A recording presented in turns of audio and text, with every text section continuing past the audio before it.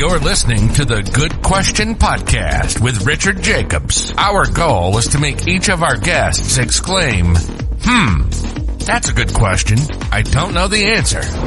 Because when that happens, it means you, the listener, may be inspired to learn more beyond the interview and to ask great questions yourself that lead to new insights. In this podcast, we cover historical and current anthropology, comparative religion, and history.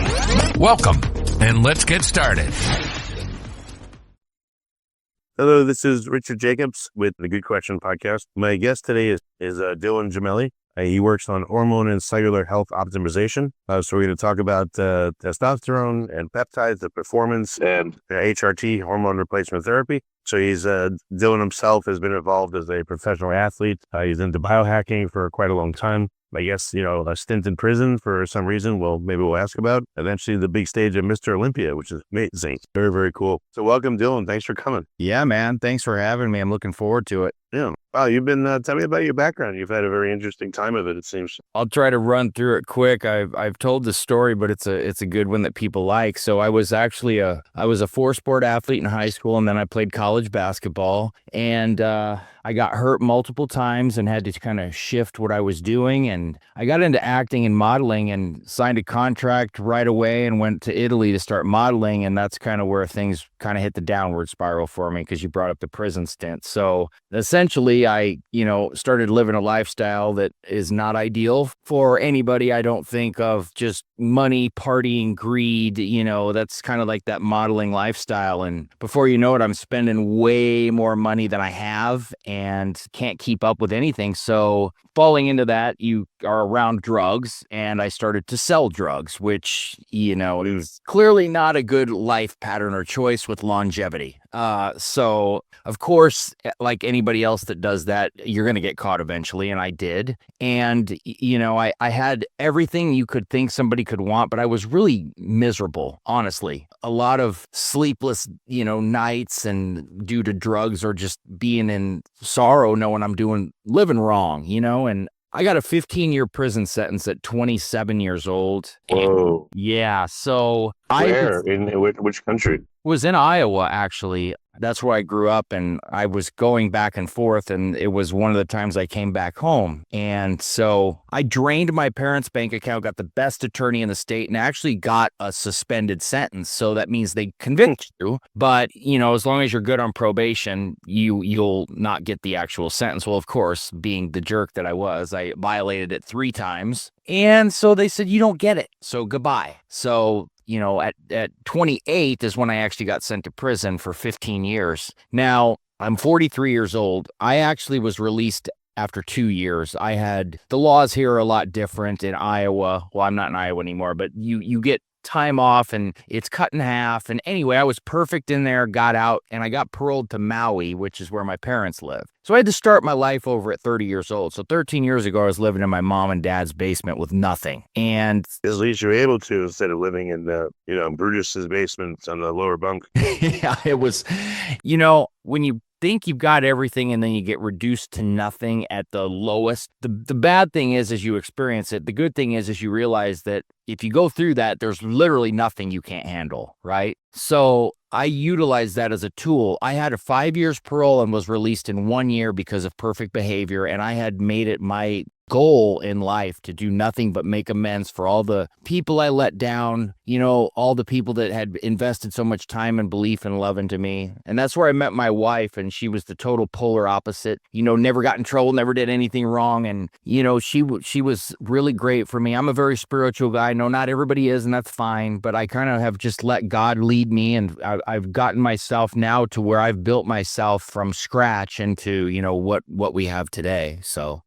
Okay. So what is it today? What are you biohacking for yourself, or are you instructing other people how to do it? Like, what does today look like now? So I built my podcast into, I'm number 2 in alternative health, top 10 in health and fitness. And I travel, I speak at events. Once I got to get on stage from being an influencer and got invited to speak at the Mr. Olympia, to the athletes with all the doctors, that's what set me into the course I'm on today. And now I work with, I speak at biohacking conventions and I work with top level brands and I work with doctors. I study cardiology and cellular health, and I've taken classes at Harvard and other courses with very, very highly regarded naturopathic doctors that have certified me in multiple facets to be able to talk on a wide variety of things when it comes to health, fitness, wellness. I do a lot of talks on diet, nutrition, and overcoming, people that have struggles, whether it be with the nonsense we've been fed about like fats, for example, and overcoming things like that and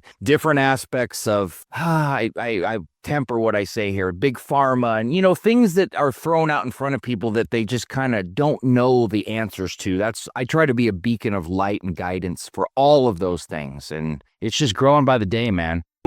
So you focused on like male health or women's health or hormones in general, or what's your focus?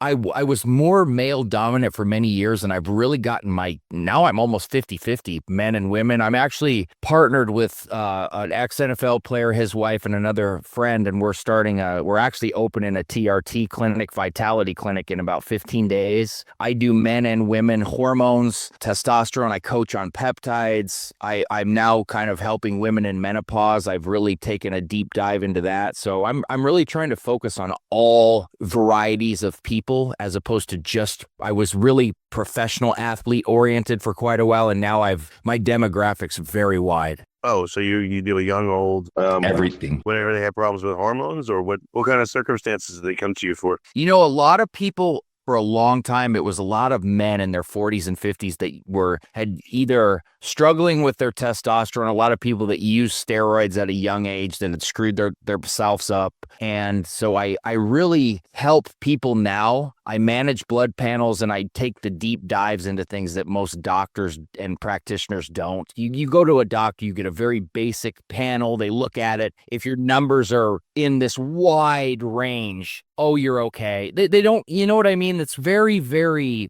Do one number, if the score on something is 1 to 100 and you're a 99, you're okay, or a 1, you're okay. But if you're, 0.1, oh, it's a disaster, or 101, your life's over, and you get take a drug. Absolutely. And they don't look at things. Like, I get very deep and intricate. So if you came to me and said, Dylan, I need you to take control of my life, what do I got to do? Well, first, we're going to do very, very deep and intricate blood panels. And I'm getting into micronutrients. We're looking at like cellular health side, and we're going to get very deep into cholesterol and looking at things. And I have several triggers and markers I'm looking for that can give me at least a good starting point and outlook on, okay, we've got all these areas. Because look, man, if you come to me and say, I want to lose 30 and 40 pounds, well, if you're not hormonally optimized and your blood panels aren't in check, I can do everything under the sun, and you're going to come back and say, well, this didn't work. Well, that didn't work. And it's not going to work if you're not in the right state first, so it takes time. It's a marathon, not a sprint. And that's something I stress to everybody. Well, when you say it takes time, so you have people that, let's say they've been overweight for 20 years, what would be their expectation? That in a month they'll be fit as a fiddle, or what? It would depend on how the panels look. Like if I'm seeing high levels of inflammation, well, we got to get that down. We got to fix cortisol. We got to look at your liver and see, okay, what could possibly be causing elevated liver enzymes? So we got to address these things. Is your thyroid off? Because if your thyroid's off, I can put you on every crash diet under the sun. We're not going to get anywhere. So it really depends. The thing with nutrition, health, everything, it's very, very, very person to person specific. You get these people that go, well, just get on this diet or just do this cookie cutter layout. That's just not how it works. That's not reality. And people get expectations that can't be met. And I'm a realist, man. I lay it out. You're going to get the truth. And I'm going to tell you, look, we've got to fix this first. And it's going to take time. Or, you're pretty good here and there. So let's roll and let's see. Most people that are, 50, 60, 70 pounds overweight, they're going to lose a lot, onset because they're so far overweight, and then they'll stagnate. So it's my job to figure out, how do we overcome these barriers? But it's a lot of analyzing and a lot of deep looks into different aspects of the overall picture. So, without naming names or anything, what are some examples of really difficult cases you had to deal with? Yeah, a lot of some of the difficult things will be in either the thyroid area, and they can get very tricky because, the thyroid has a major function on your ability to burn fat. And I've had some pretty sticky situations there. I'm one of those people, if I don't have the answer, I got people that have the answers, and I have very close friends that are experts in those fields, but thyroid cases can be tricky. And then, there's... No, what kind of thyroid cases? Like hyper, thyroid cancer? Both, really. And when people have Hashimoto's, for example, it can get a little tricky. And a lot of people have been put on medications they shouldn't be, which I'm sure you run into that quite a bit with people you've talked to. And you can have adverse effects by putting people on the wrong medications or putting them on when they don't need them. And so feeding people T3 without an understanding of T4 and the other aspects of that can be very problematic. And, another area where we have had some struggles is when people have used steroids way too young, and they're shutting down their natural testosterone production way too early, and it's shutting down their ability to grow, for example, and it's causing bone degradation. You'll see a lot of guys that are massive and huge that have used a lot of steroids that have you'll see they're always injured, always having nagging injuries, and you're thinking, how can somebody this big? Well, because multiple reasons. One, when you are putting that much pressure on your ligaments, bones, and joints and tendons from all of the weight gain, you're so susceptible to injury. And then when you're yo-yoing up and down, because a lot of guys that don't understand how to use them properly, they'll gain a bunch, they'll drop a bunch, gain a bunch, drop a bunch, so much pressure. And then over time, it just wrecks your body. And there's so many problems that can occur from using steroids either too long or too young. Well, what if you're in your 40s and you have low testosterone and you're using the supplement? You're not going to be at the level the bodybuilders are, but any danger there? Well, I'm a big advocate of TRT when you need it, because if you're suffering from low testosterone, it ruins your quality of life. And in severe cases, it could be fatal to have extreme, and I'm talking, these are severe cases, but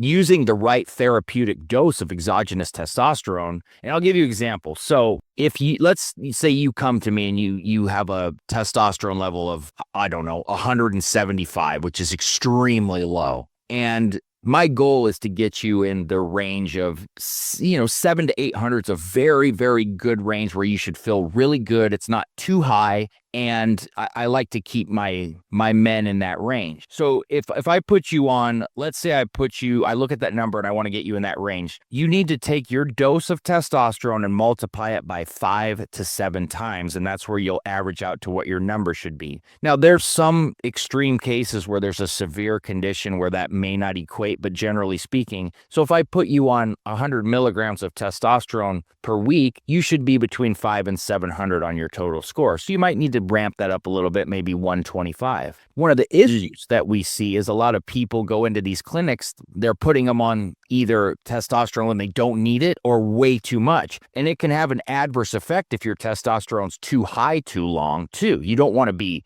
at that super physiological number where it's like 2,000 and 3,000 like people that are running steroid cycles, because that can shorten your lifespan. It's too much. So, well, also too, I don't think very much is spoken about it. I've had personal experience with testosterone. So I had low T. Yeah, I felt tired. I didn't want to do stuff, moody, all that. And when I got supplementation, first I did the shots. It wasn't just like sex drive. It's also mental capacity. I felt like I was 20% smarter. I felt amazing, really, really good. But the shots, I guess the carrier oil affected me, and I would get lumps. And the clinic's like, oh, it's fine, just rub them. Please. You couldn't get rid of them sometimes. I had to get acupuncture to get them down. And sometimes when the lumps would come down, they were holding a bunch of testosterone, as my guess. So some days I felt like, like a lot more was released. I tried to go to like twice a week injections of half the amount, and that helped a little bit, but And then I tried the pellets. Again, same thing. It would make a lump.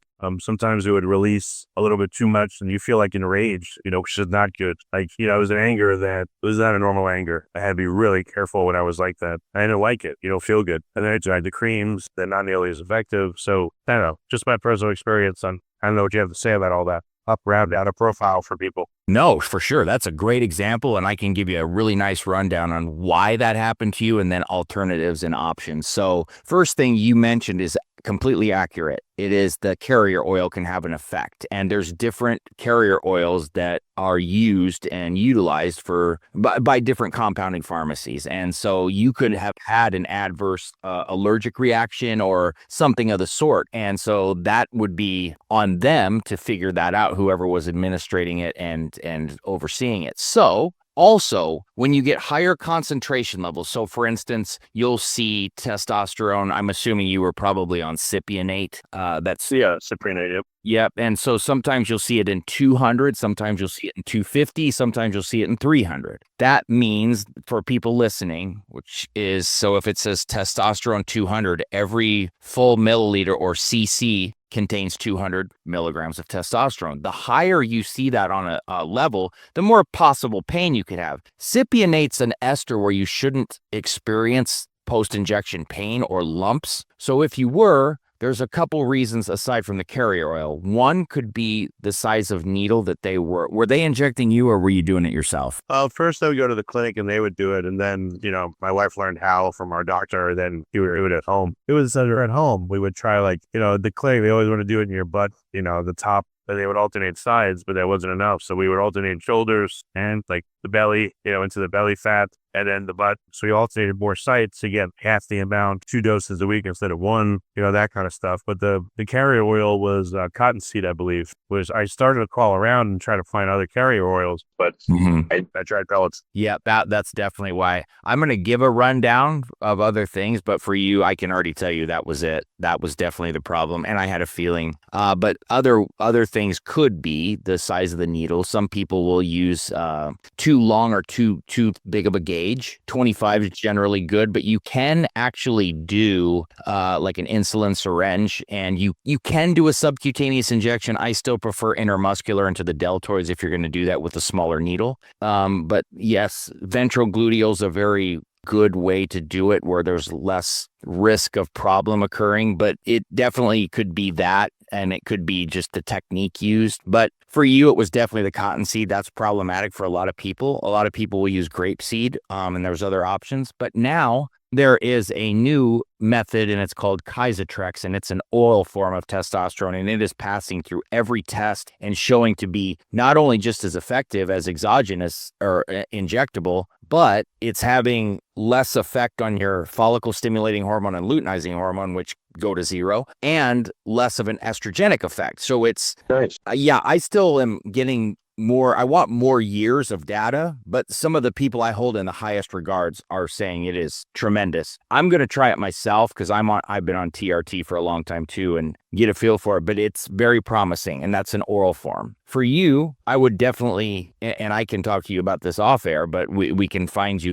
a different carrier oil and try different methods and things and dosing too, and tie that in, because that's, I've been doing this so long, man. I love doing this. So in a case like yours, I love to help. And in general, and I'm not trying to make this about me, but I figure since I've had a lot of experience, I can help other people. That's why I bring it up to you, just so you know. It's perfect. And we need that, because I can guarantee you that what you're experiencing, a lot of people experience it, because I've seen it. So your example, and they dismiss you. Oh, you'll be fired with no, sir.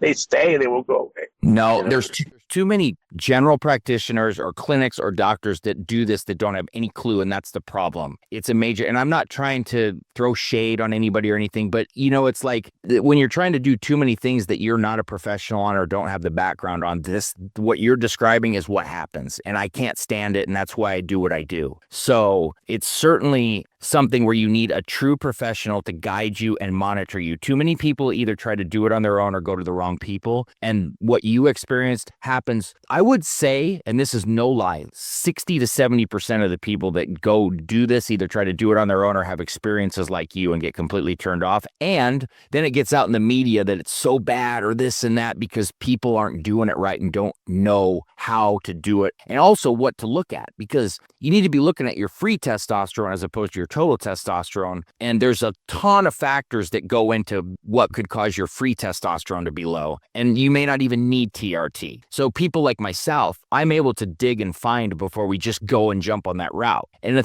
something else that you brought up is you talked about like your focus and your brain fog. That is a severe problem when you have low testosterone, amongst many others. And when you get on testosterone. That opens up a whole new world for you mentally. It makes you more sharp, more readily available to tackle on the day, and far less days of being out of it. I'm sure you felt sluggish and not wanting to do anything and lack of motivation and lethargic. And I mean, it can ruin your life. Yeah, I noticed in the clinic I would go to, they'd have a lot of young women that were the nurses, and the guys, as they woke up, from the testosterone, we're in on them, fine. But I said, do you, hormone replacement on the partner, whether you're straight or gay or whatever. If you've got a couple, let's say they're in their 50s and they barely have sex like once a month or once every 6 months, and now all of a sudden one of the two wants it constantly, what does that do to a relationship? I would think it would put a lot of strain on a relationship.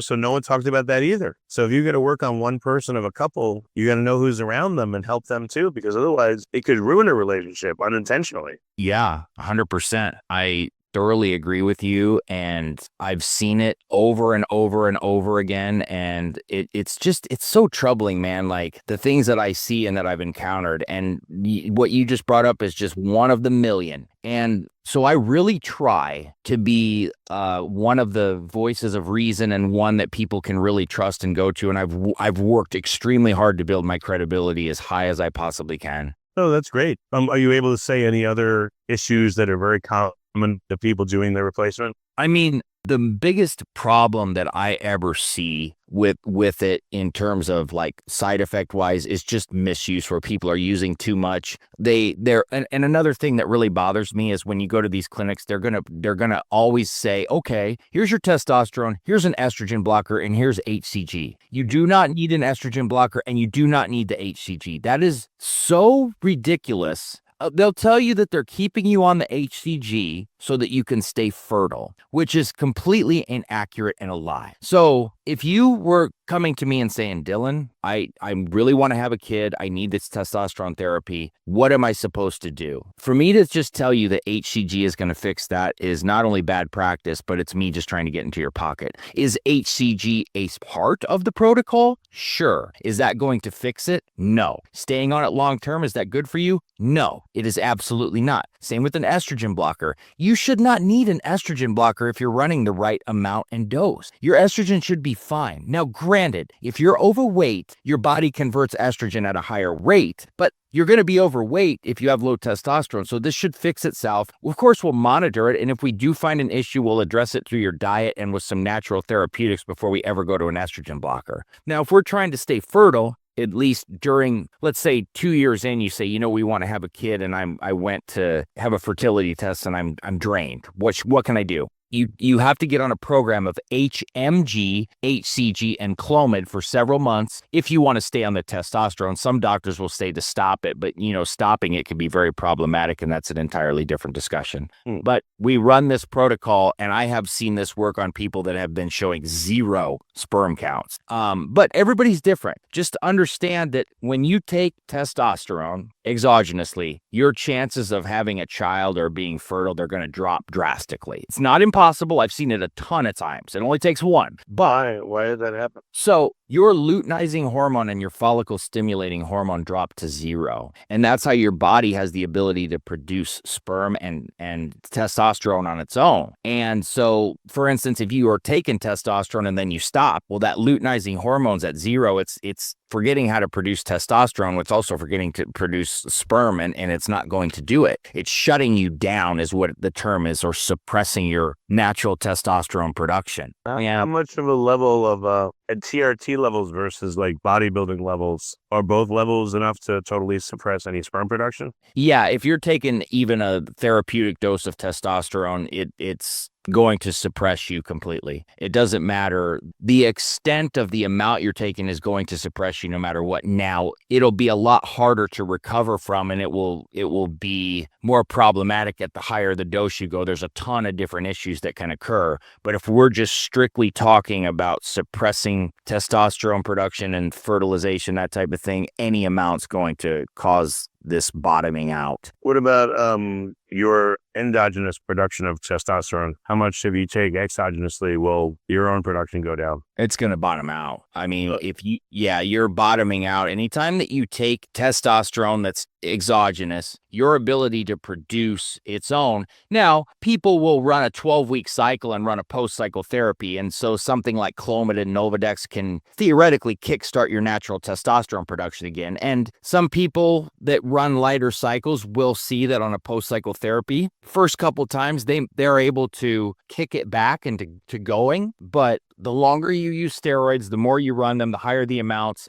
Over time, it's not going to jumpstart again. Or if it does, it's going to be really bad. It's not impossible. And I've seen people that have been on TRT for a year or two restart their production, but it's more of an anomaly to see that than not. Now, I've put people on 8, 12, 16-week post-cycle therapies to try to fix their production naturally. I've made some magic happen, but if I'm being honest with you, the percentage of that's quite low. Okay. So, I mean, what does, how long is too long to be on TRT, and what can you do if you start at a point where you do want to have kids? So if you're on TRT, and I mean, it's really different for each person, but let's cap it at a year, right? Let's say after a year, you're like, I don't want to do this anymore. Can I restart my natural testosterone production? There's a chance, I would say the percentage would probably be more in like the 25 to 30% chance that we're going to get you going naturally. And it depends on why you got on it too. If you already had a severe condition going into it, then we're not fixing anything.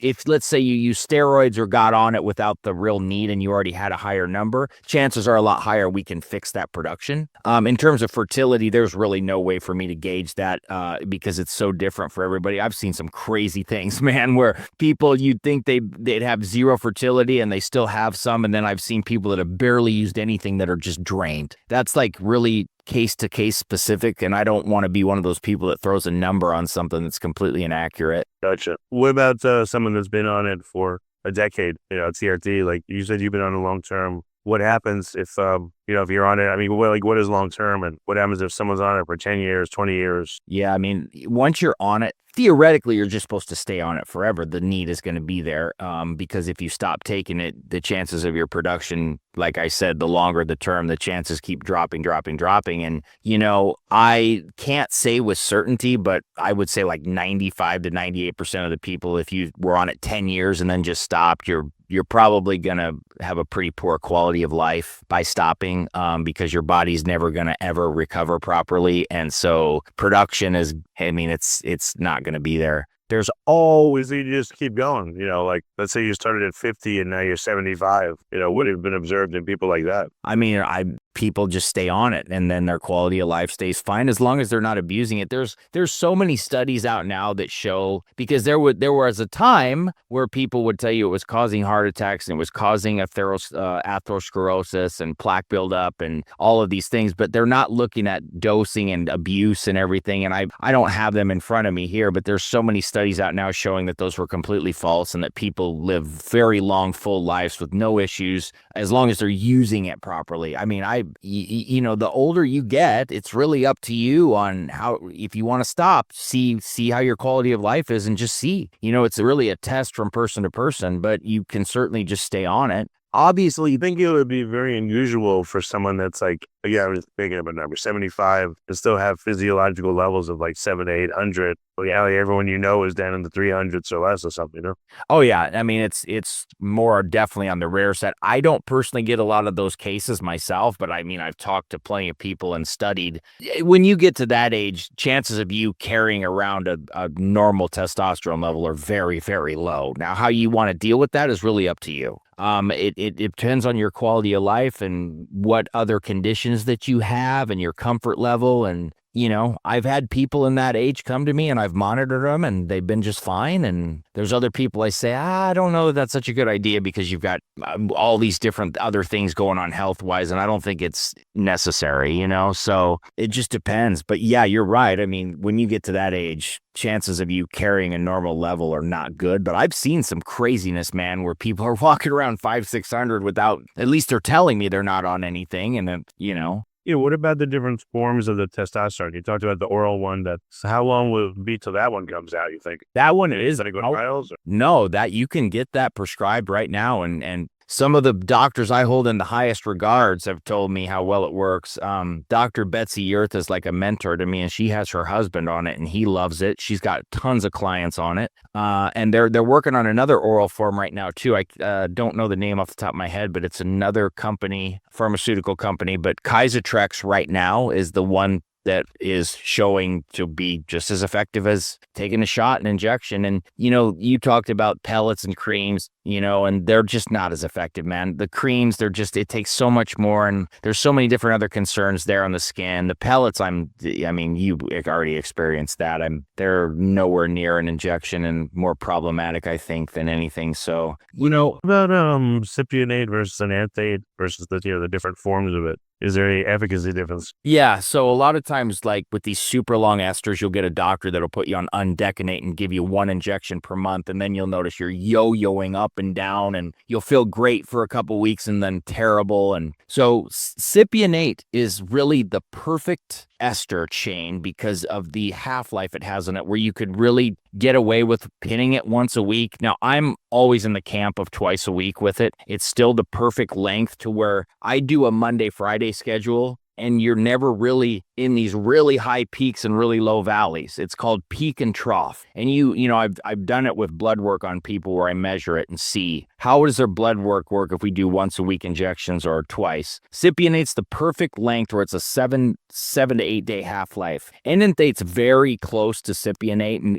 feasibly can be used just fine for TRT. But then you get these shorter esters like propionate. It needs to be injected frequently. Not ideal for TRT. Not that you can't, but if you want to be a pincushion and injecting constantly, you certainly can. Yeah, most people don't prefer that. But, then there's something like Sustanon, which is a blend of 4 different too long, too short esters. That was actually really created for TRT purposes. I'm not a big fan of multi-estered compounds, but you certainly can go that route. But cypionate really falls into that perfect category. I've always stuck with that. That's what I always recommend to people. But, some people, they have their other preferences. They want to try those longer esters, but you just don't feel right, and your levels are all over the place, and it's not ideal at all. What about this new oral one? Is it a mix of esters, or what is it? That's a daily thing. You have to take it daily. Yeah, orally it has to be taken daily, and then there's a. It's no big deal though. That's like taking a supplement. No, it's fine. It's easy. I don't have the translation here on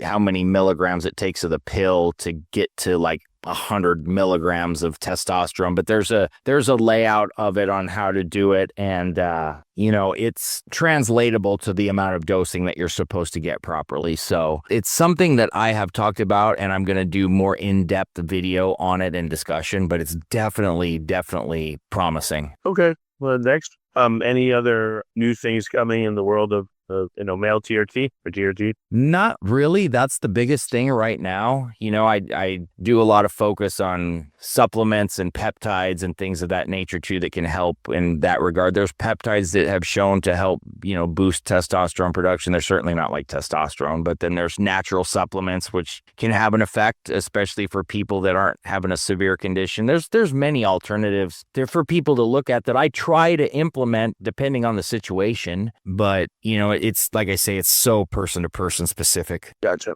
And I guess there's the supplementation, but then you still need to fix the underlying diet and, other items in order to really make it as effective, right? Oh, yeah. Look, I always break this down to anybody I coach, any professional athlete, any regular everyday person, doesn't matter. If I was to take diet, training, and supplementation and put them into percentages on what's the most important and have the most effect on the results that we're going to have. Your diet is going to be 70 to 75%. Your training and working out is going to be 20 to 25, and your supplementation is going to be 5% or less on the overall big picture of importance and scope of where we're going to be. Diet is everything, and diet is the hardest thing for everybody that people struggle with the most to stay consistent with. Yeah. What about on the woman's side? What kind of new things?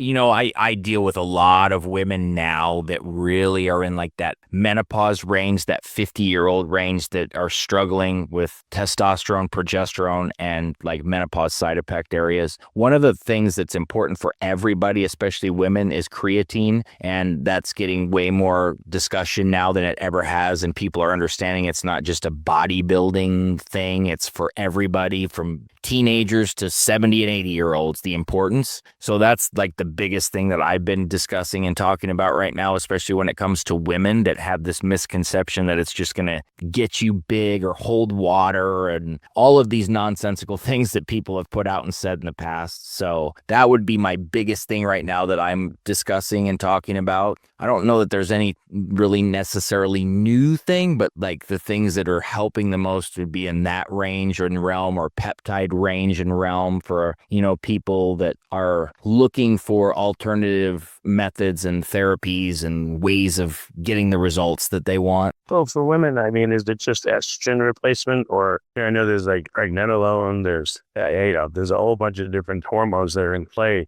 Does anyone go beyond just, look at the whole panel of all of them? Estrone, estrogen, estradiol, everything. Yeah, we look at absolutely everything, full hormonal panels for men and women. And a lot of women don't have any idea that they're bottomed out on testosterone or have low testosterone. It's just like for men, we have to have certain estrogen levels, even though testosterone's our dominant hormone. Same with women. They need to have certain levels of testosterone. And if we're off in these areas, like let's say you come to me and your estrogen's bottomed out, man, you're going to have all sorts of issues. Same with the woman with bottomed out testosterone or progesterone problems. Those are the two main areas of problems that women have the most. And just like men, and men too, also on the prolactin side, but women, it's a lot of women have low testosterone and have no clue, never have it checked, and wouldn't have any idea on it. What does that do to them? The same that it does to a man? Oh, yeah. I mean, lack of sex drive, lack of energy, lack of the ability to gain muscle, sluggish, tired, inability to burn fat. It's generally the same thing. When women start to lose their sex drive, especially, you can really